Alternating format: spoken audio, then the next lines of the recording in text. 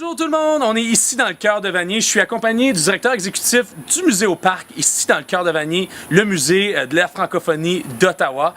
On a eu une année quand même assez spéciale, c'est le 50e de Vanier, puis on a, au conseil municipal, on a approuvé une somme attribuée au musée au parc pour l'animation du 50e.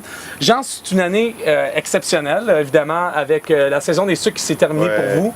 Parlez-nous de ce que ça va vouloir dire le 50e de Vanier avec le musée au parc. Ben, le 50e de Vanier, c'est une façon de célébrer la vie de quartier de Vanier, la population de quartier, la population de Vanier. Et c'est aussi une façon que les gens se rendent compte que cette ville a commencé il y a 50 ans. Ça s'appelait Vanier, ça s'appelait Eastwood avant, Eastview avant, mais que Vanier est un élément important au niveau de célébrer tout le caractère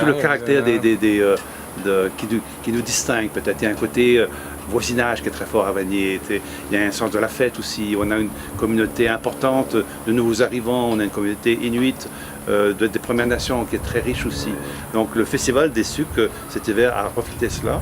Mais en fait, comme une sorte de gros party de famille, on veut célébrer la richesse de tout le monde. De nous comme groupe, mais aussi individus. Donc ça serait de rassembler les partenaires, donc tous les organismes de Vanier, tout simplement. Et notre but, nous, c'est comme ce soir, de les rassembler, de discuter comment va-t-on monter cette programmation pour célébrer les 50 ans. Alors, le musée au parc consulte ce soir avec les partenaires communautaires. Exactement. On vous revient avec les résultats et puis la programmation. Le musée au parc va faire, évidemment, des communications autour de ces activités-là. Jean, merci beaucoup pour ce que tu fais au musée au parc. Merci beaucoup, aussi de célébrer le 50e ici à Vanier. On est très fiers de faire ça.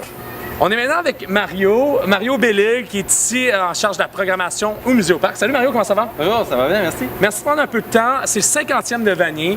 Tu es ici au musée au parc. C'est quoi il y a 50 ans ici à Vanier? Pourquoi est-ce qu'il y a eu un changement de nom? Moi, j'aurais pensé que Vanier, c'était plus long, mais évidemment, il y a eu quelque chose qui s'est passé il y a 50 ans. Oui, toi, tu commences il y a 50 ans. Moi, j'ai le goût de commencer avant ça. Okay. Hein? Premièrement, on est sur un terrain non cédé, non traité. Absolument. Les Autochtones étaient là en premier. Ensuite, les Canadiens français, on a traversé les terres, mais on ne s'est pas établi. Les premiers à s'établir, ça a été des anglophones. Je pense à M. Cummings qui a construit un pont. Le pont Cummings qui a joint Junction Core à l'époque à Bytown. Par la suite, on a eu 3 petits villages qui sont fondés. Jeanneville, en honneur de Mme Jane McArthur, qui permettait aux gens de traverser ces terres, Clandeboye et Clarkstown. Ces 3 petits villages-là, on les a unis pour former Vanier, qu'on connaît. Eastview, au fait, à l'époque. Mais la population était majoritairement francophone. Donc, il y a 50 ans, on a changé le nom de la région à Vanier, en l'honneur de Georges Vanier. Qui était, évidemment, gouverneur général de l'époque. Le premier gouverneur général canadien-français. En effet. Ah, j'aime ça, Canadien-Français. Canadien-Français. C'est large comme francophonie. Exactement. Donc, Vanier, ça a resté un lieu de rassemblement, hein, un grand village. Moi, j'habite à Vanier, je parle à mes voisins, on s'entraide là dans le quartier. Alors, on a rencontré Mario, on a rencontré Jean, il y a plusieurs membres de la communauté et organismes qui sont ici ce soir pour la consultation.